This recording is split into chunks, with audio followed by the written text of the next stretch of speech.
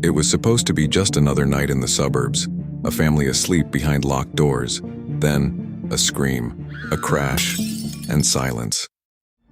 This is the story of the Rourke family. A story of love twisted into obsession. Silence turned into tragedy, and the night peace finally died. The Rourkes lived in a quiet Maryland suburb. Rows of identical houses, manicured lawns, neighbors who waved politely as they collected their mail. Thomas Rourke was a contractor, strong, charismatic, the kind of man who shook your hand with too much force but smiled while doing it. People said he was reliable, honest, the type you could trust with your home. Elaine, his wife, was the opposite, soft-spoken, a schoolteacher. She carried herself with grace, though her eyes often revealed a heaviness no smile could hide. Together they had 2 children, Anna, a bright 14-year-old who loved to draw, Michael, just 10, shy and quiet, happiest with his headphones on. To neighbors, they looked like the perfect family. Sunday barbecues, birthday parties, Christmas decorations that sparkled across the lawn. But those lights hid shadows, shadows that stretched long inside their walls. Behind closed doors, Thomas's temper simmered. At first, only raised voices, then slammed doors. Then the kind of silence that felt heavier than shouting. Elaine endured it. She believed in keeping the family together. She told herself she could manage his moods, that maybe things would change, but deep down she knew things were only getting worse. By late 2018, the cracks had become impossible to ignore. Thomas's business was crumbling. A failed project left him buried in debt. He blamed Elaine. He blamed everyone but himself. Arguments erupted almost nightly. Elaine whispered to her sister over the phone that she was scared, that the man she married was no longer the man she knew. Anna noticed too. Her diary, later found by investigators, told the story no one else saw. Dad is angry all the time. Mom cries at night. Michael pretends he can't hear it, but I know he does. I don't know how much longer this can go on. The children stopped inviting friends over. Elaine stopped attending neighborhood events. The Rourke home, once open, became shuttered, closed. One night in December, the breaking point showed itself. Thomas cornered Elaine in the kitchen, accusing her of betrayal. A plate smashed against the wall. The children huddled in their rooms. Elaine told her sister later, "I thought he was going to kill me." But he didn't. Not then. Instead, the abuse sank deeper. He monitored her phone, tracked her movements, criticized her every word. Elaine began to plan, quietly, secretly. She packed a bag. She whispered to Anna, "We may need to leave, soon." But Thomas noticed everything, and in his mind, leaving was the ultimate betrayal, and betrayal would not be forgiven. March 12th, 2019, a Tuesday night. Cold. Still. Dinner was quiet. Too quiet. Elaine moved carefully, as if each step might set off an explosion. The children lingered over their plates. By midnight, the shouting began. Neighbors heard the muffled thunder of an argument, words they couldn't make out. A woman's cry, a man's roar. Elaine had packed the bag, hidden in the closet. She was ready to leave. Thomas found it. He followed her upstairs. The children woke to chaos. A lamp shattered. A thud. Elaine's voice sharp with fear. "Stop, please stop." Anna grabbed her brother, pulling him close. She dialed 911 with trembling hands, whispering into the phone, "My dad is hurting my mom. Please hurry." But the violence was already out of control. Thomas's rage erupted. Shoves became blows. Desperation became fatal. When the house finally fell silent, Elaine lay lifeless on the floor. Her children crouched in the hallway, trapped between disbelief and terror. The home that once held their laughter was now soaked in tragedy. When police arrived, Thomas sat in the living room, motionless, his shirt torn, his hands stained. He said only one thing: "She was leaving me." Detectives searched the house. They found the bag in the closet, packed with clothes for Elaine and the children. Proof that she had planned to escape. Forensics revealed bruising, a violent struggle. Elaine had fought back. Interviews with family and friends painted a clearer picture. Years of control, years of threats. Elaine had hidden the truth to protect her children. Her sister broke down during questioning. She wanted to leave. She was finally ready, but she was scared he would kill her if she tried. The children's testimony sealed the story.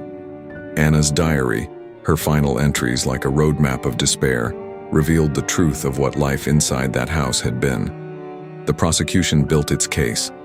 Not a sudden explosion, but a slow, deliberate pattern of control that ended in murder. But the defense fought back. They painted Thomas as a broken man, stressed, desperate, pushed past his limits. The jury would have to decide. The trial began 6 months later. The courtroom fell silent as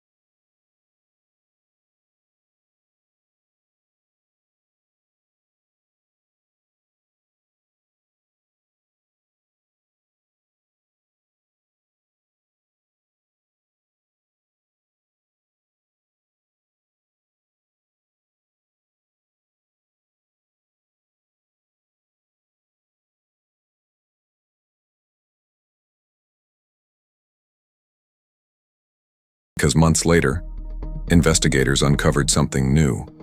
A hidden account, secret messages, and the possibility that Elaine's death might not have been the first crime Thomas was hiding.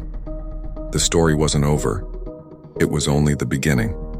This was a true hell inside one family's home. After the trial, Anna and Michael moved in with their Aunt Carol. Their lives were fractured, but investigators weren't ready to close the book.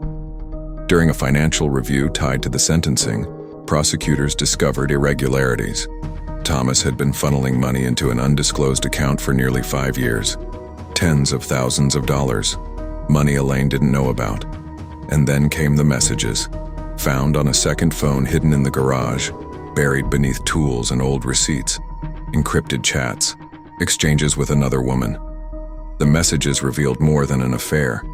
They revealed plans, threats, conversations that blurred the line between fantasy and intent. She's weak. She'll never leave me.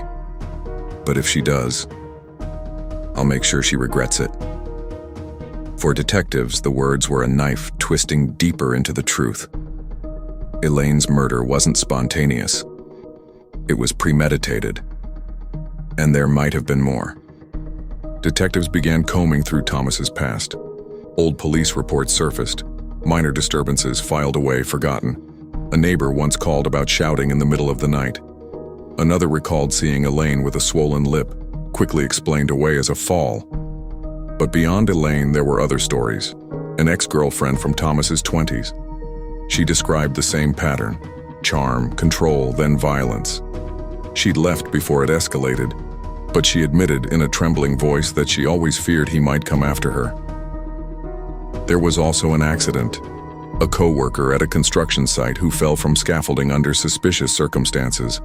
Nothing proven. But whispers followed Thomas after that day. The pieces began to align. This wasn't a single night of rage. This was a man with a history. A predator hiding in plain sight. And investigators were determined to prove it. The hidden phone revealed more than messages. It revealed maps, locations, late-night searches for poisons, for methods of making someone disappear. One exchange stood out. If she leaves, I'll take everything. The kids, the house, the money. She won't win. The words dripped with venom.